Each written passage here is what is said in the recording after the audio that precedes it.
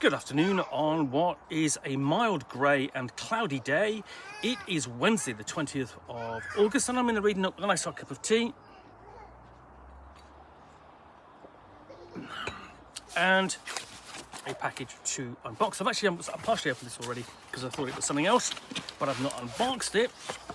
And it's this, which is Game Masters, the comic history of role-playing games. So this is by Fred Van Lent, Tom Fowler and Bill Crabtree.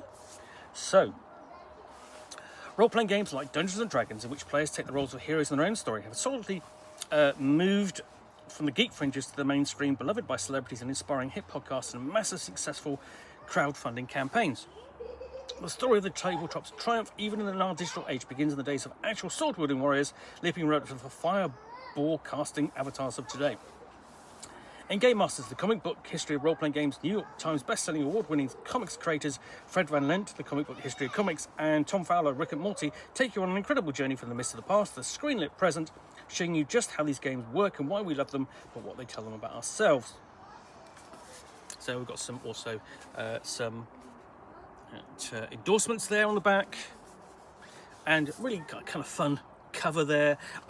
Actually, what I really like about this is it kind of echoes the front cover of the Player's Handbook for Advanced Dungeons & Dragons. You've got Cthulhu there, but not the demonic idol, but somebody is trying to steal from Cthulhu's eye, and they are dice, and you've got different characters from different genres around as well. That's nicely done. It is, and then if you fold out, you can see the whole thing there. You've got someone lurking away on the exit there, as in that famous cover. So that's a nice tribute there, to if it's not necessarily an obvious one, but it is. So there have been graphic novels devoted to role-playing before. There was a graphic novel biography of E. Gary Gygax, which is okay. And there's the credits page. And then we get into the start, so it's going to be bright and breezy, it looks like. And we start there. And it starts with a 20-sided die, being pulled out of the ground, archaeologists having dug one out. And we've got a kind of overview of games and gaming of the past, with games like chess, and its adherents and its forebears and the like. And even you've got the basically Turkish chess, the famous chess-playing automaton which amazed Europe during the late 18th and very early 19th century. There's a really good book on automata of the period which you can find. But it shows our fascination with games and the like, and automation. So this does actually start a whole lot earlier than you think it would. It does starts well before Gygax and Arneson.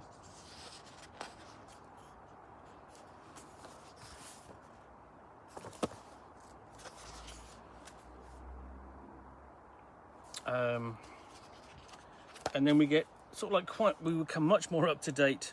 And then basically there's a nice shot there of the 20-sided die, anthropomorphized, kicking chesses, a pawn going, suck it, chess, dice rule. But you've sort of got mentions here, I think, of the Kriegspiel, war games that were run by the Prussian colleges, military colleges. But again, we come up to date with the Rand corporations running simulations of certain conflicts.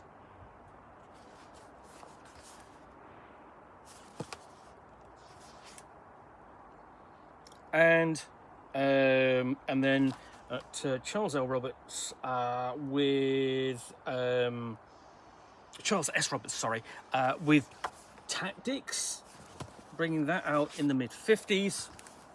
You know, here we've got the kind of the basis of it with sort of like mass popular war games coming out. You know, making it a whole lot more accessible necessarily than miniature war games, because you had to put less effort. You didn't have to put any effort into it.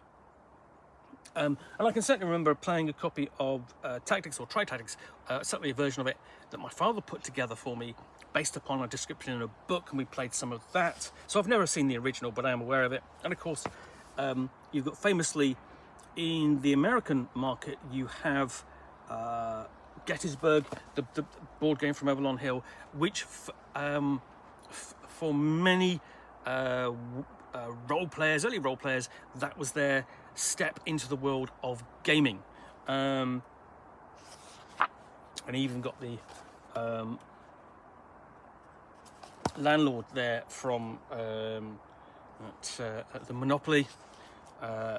So here we have a young Gary Gygax, you know, basically be introduced to Gettysburg, and here we've got the first mention of Dave Arneson and of the Braunstein style war games, where you played controlled forces and individuals, and they could learn and grow over the course of an adventure. And that was basically in different kind of genres, going from Wild West to World War II to fantasy meets World War II, that sort of thing. And so there's a bit of brevity to this, but it's really nicely illustrated. You know, it's visualizing a lot of that early history. So, I mean, with this, really, you've got essentially what it's coming up to is Dungeons and Dragons, of course, and that's really explored with a book like Playing the World, available in 2 parts from John S. Peterson. This basically gives you a bit, you know, a briefer, brighter history, as it were, and in colour. And here we have the introduction of Blackmore, Dave Arneson's Braunstein,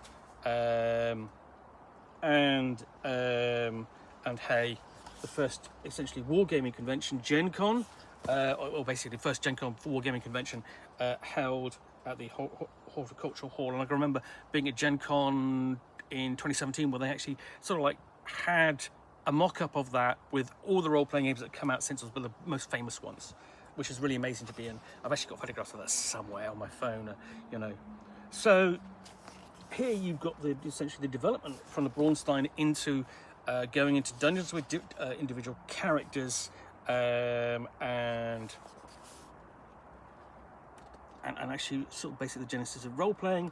And that there is a scene from the Dungeon board game, which simplified the idea. I mean, it's sort of clarified. It's said to be a role-playing game, but it's not really. It is a board game. And still got. And this is just up to the first kind of, you know, the dawning of the hobby, how it will grow, the arrival of Dungeons and Dragons, and the adventures it will engender, and the creativity that it will spawn. So here we have chapter 4. We finally get to the publication of Dungeons and Dragons, and what's going on.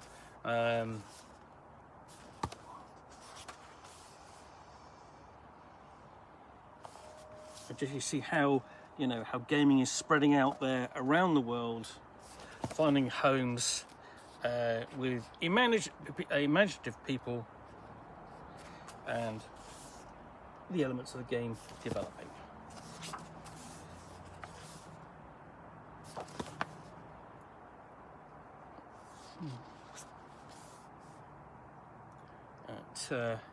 So yeah, And of course, you know, as its rise, with its rise in popularity, it comes up against its first big enemy, which is the Satanic Panic, and infamously the steam tunnels and the Michigan State. And infamously, you know, involvement. What I like here is essentially those characters kind of echo the ones that would appear. You see there, up here in the Dungeons and Dragons cartoon. They're not exactly the same characters, but they're basically close enough. You know, you have the black woman in sort of like as the barbarian, you know, in the sort of bikini, honestly, you know, which looks pretty silly now. But you've got somebody in a sort of a cavalier there, and somebody in a green wizard's outfit, but obviously female rather than male. But essentially they're analogues, if you see what I mean. So yes, coming up against the Satanic Panic and the outfall of the disappearance of James Dallas Egbert III, whose disappearance was blamed in part on Dungeons and Dragons, really wasn't. Forcing Gygax to literally go on to 60 Minutes and explain the game, because it had become under the spotlight, and in reaction to you know, the moral outrage from the Christian right, removing all of the demonic, devilish elements from the game, because essentially, you know, it was all associated with Satan and the like, which we utterly know to be untrue. And of course, we've already echoed the appearance of the characters in those steam tunnels from the Dungeons and Dragons cartoon. Here they are, right there, and then there's Venger, you know,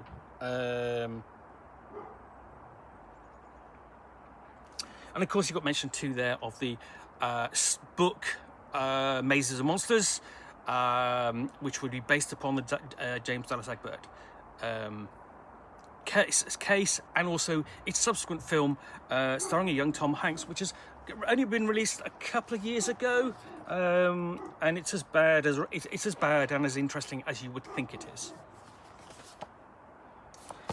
And then essentially further development of the hobby. Oh, I'm about to get visited by a cat. Hello. She's come up to see what I'm doing, so just say, this is Snowy. She is Herc's mother.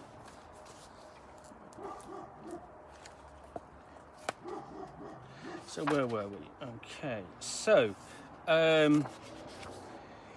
what we have, I mean, basically in reaction to the Satanic Panic as well, the other thing is we kind of have the development of the genres, and so diversification, hinting there with Marvel superheroes. Well, the characters there, the X-Men, and essentially there's a scenario where they basically, I can't remember the name of the character, but basically they get trapped by essentially a trickster and put through a series of games. And I'm sure you'll correct me down below. I have read it. It's been a while. And against this, you've got the rise of Watchmen there as well, and you've got the that table there, which has proliferated through a series of different games. Of course, Marvel Superheroes the first time, and then we go through things like Conan, and it's also been adapted for all of the kind of the pace. It's been adapted all that kind of thing for the pace setter style of games, like Chill and Star Aces and the like. Also mentioned there of Killer, another game that got the hobby into trouble. So really enjoying looking at this book, just visualizing everything else, and then really moving away from we have from TSR, we've got what's it called, Paranoia, West End Games, 1984, a fantastic game. I literally just not long reviewed that on its 40th anniversary. So it's 41 years old, and it's an incredible piece of design coming out at the height of the Cold War, and basically essentially a very pro-American game in that it's anti-communist. Everyone's a traitor. You've got to try and ferret them out, but also incredibly anti-American in the fact that you are all at the same time you're all traitors and communists, or not communists, but mutants and so on, and who are trying to hide your secrets. And then similarly, we've got other games coming out. You know, there was a Buck Rogers game that followed later. Star Wars, of course, West End Games again.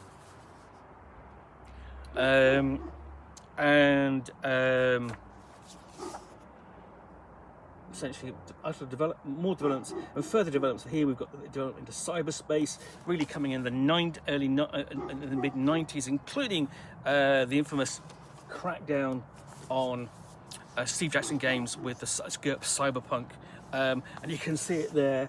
You know, just what it came down to was sort of like complete lack of understanding of what it was.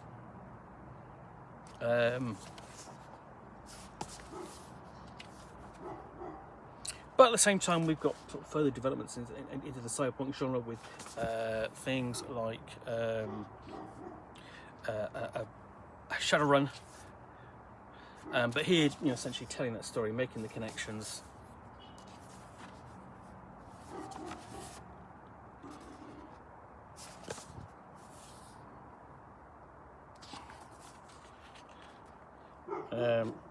And again, just more developed, more interesting stories to tell. And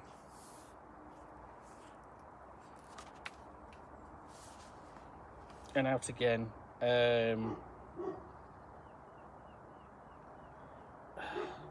mean, basically, this really tracks the sort of like the development of the cyberpunk genre as gaming, with an analysis and an overview of certainly its ultimate development, let's say, the cyberpunk genre in Cyberpunk 77, the 2077, the computer game, you know, basically being lambasted, but actually, you know, ultimately being released too early, too buggy, but being developed into what is actually a really good game. So, tabletop's triumphant. Stepping back a bit to look at the rise of Magic, which has sort of like driven the tabletop market, but it's sort of like parallel to it. It did incalculable damage to the role-playing industry when it first occurred, but the hobby bounced back.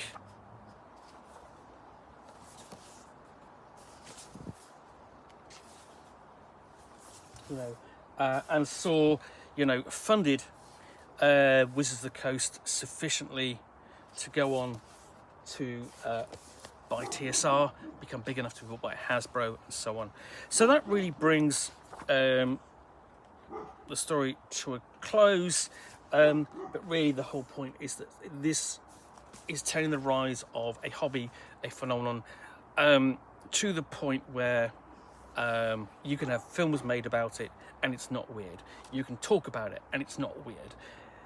Your parents might have played it, but if they didn't, you can play it and they won't look at you as if it's weird. It's perfectly normal to play these kind of games. So, you know, we are still playing. You've got and continue to play. So here we've got sort of like, you know, the authors and artists there.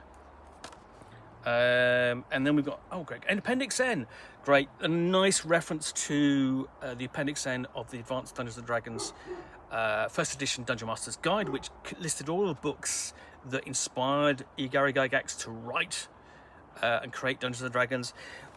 Here it has its own Appendix N, inspirational and educational reading. You've actually got there a version of the Turk. I don't know whether it's actual Turk, but it's certainly the automaton that was amazed Europe. Early 20-sided dice. So, and then a copy of the Dungeons and Dragons first edition, the original Dungeons and Dragons. Only have a facsimile, but inspirational reading, chapter by chapter, which is going to be really useful if you're interested at all in the history of role-playing games and so on. So yeah, I really like the look of it. It's going to be a nice read, enjoyable, a fairly light treatment because of the format, but don't let that hold you back. If you're interested in tool and role-playing history, and at least want a serviceable introduction, which I think this is good, at least going to be, and it is shown to be researched with that appendix in at the back, this is a good start. And, you know, a nice reference to have on the shelf. In the meantime, thanks for watching another unboxing in the Nook. If you enjoyed this, then please do click on the like button down below. And if you've got any comments or feedback, I do appreciate you taking the time to post those. And lastly, if you want to be alerted to get more unboxings in the Nook, where you will see me out here with, typically with a box, but in this case, this box, from which I will unbox usually a role-playing game, supplement or scenario, or in this case, a comic book, basically graphic novel about the history of role-playing games. Let's say that I will unbox and chat about to the best extent of my knowledge for roughly 10 minutes or so, all of course accompanied by a nice little cup of tea. Then please do click on the subscribe button down below. Thanks again for watching another unboxing in the Nook, and we'll be back again soon with another one. Bye for now.